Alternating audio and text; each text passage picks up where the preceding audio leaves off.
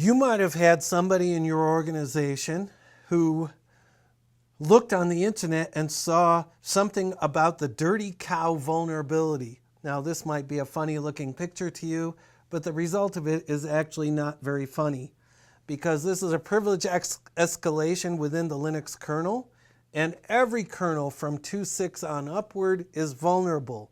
So your boss was out there poking around on the internet and saw this, and he's scared, and now he's asking you, are we vulnerable to this? And you're a little scared too, because you're not sure you know. The very next phone call you get is from your security auditor, who has been poking around with different common vulnerabilities and exposures, came across Dirty Cow, and is saying and demanding a full accounting of your Linux portfolio, and are you vulnerable to this CVE? Well, you look at the page and decide, I better dig and see how serious this thing really is. When you do that and look in the National Vulnerability Database, you'll see that this severity is really high. So, oh boy, now I really better know. If I don't have a tool like SUSE Manager, I'm going to be a little stressed over this. But you're lucky, because you have SUSE Manager 3. And one of the features is for you to be able to audit your systems for particular common vulnerabilities and exposures.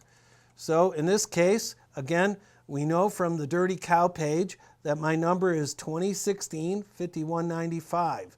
So I want to check for that. So I type in the number 5195, and I can do a security audit. Here I'm going to check all 4 boxes, because I want to see systems that are affected, and maybe there's a patch available, but I haven't assigned it to it yet. I may have affected, and I have a patch available in one of the channels that I've already assigned to this box. I might have systems that aren't affected at all.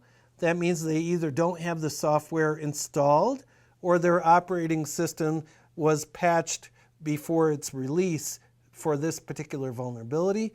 And finally, the green good means I've already applied the patch to my vulnerable system. So I'm going to click on Audit My Systems. This takes an inventory of your systems each night, of registered systems, and associates them with the channel information where SUSE Manager pulls out the CVE vulnerability. So when I look at the list of my systems, in this case I have 5 of them. 2 of them are not affected at all, because they're running SLES12 SP2. Remember, we migrated a system to SLES12 SP2. We already had one that was on SLES12 SP2. That occurred after the Dirty Cow vulnerability was already fixed, so there was no patch. So we don't have to patch those. That's good. Well, I do have to patch my other systems. Notice in here that this is giving me my vulnerability whether I'm on SLES12, SLES11, or in this case, CentOS 7. So I have patches available for each of those. So I'm going to go ahead and patch my SLES11 system here, since the majority of your portfolio will probably be SLES11. So I click on it, and it takes me directly to the Affected Systems tab for this patch. I know it's affected, and I want to patch it. And because my maintenance window is whenever I want to apply it, I can click on Apply the Patches, and it schedules the patch to be applied whenever I wish. I set the schedule. Right now I'm going to go ahead and confirm that I want it to happen right away. Now this has gone out to my scheduler just like any of the other things that I've done here. So you'll notice that it created this patch update. It may also have some package refresh jobs that are out here to try to keep my SUSE Manager updated and properly notified. So when I look at this patch update that I had, it's in progress right now. I want to know what the details of this patch are about. So here are the notes associated with that patch. It was issued in October. So just like we've said before, SUSE Manager said that my SLES12 systems weren't affected because SLES-12 was released, SLES-12 SP2 was released in November of 2016. So it's not affected. But here's the different channels that are affected here on this system. Here's what it fixes, and that CVE that we referenced earlier is in the list.